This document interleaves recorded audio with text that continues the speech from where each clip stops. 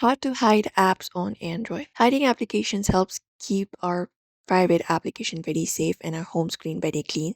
So if we do not hide them, anyone using a phone can easily open them. So let's hide the applications the easy way. The thing we can do is we can open up our settings and we can go to the home screen settings directly here, look out for display, or let's go to home screen option if that option is directly available. And once we are here, we can look out for the option called hide apps directly and tap on it. And we can select up the applications that we want to hide.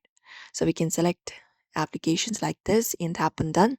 And when we do, that particular application will be hidden from the application drawer. Or if not this, we can directly use the app drawer. For that, go to app drawer. Look out for the three dots option usually in the top right corner. And from there, select the option of settings. And within our settings, we can select the option of hide apps. And we can choose the applications from here as well. And then again, confirm it up, tap on done. And that will hide the application from our main screen.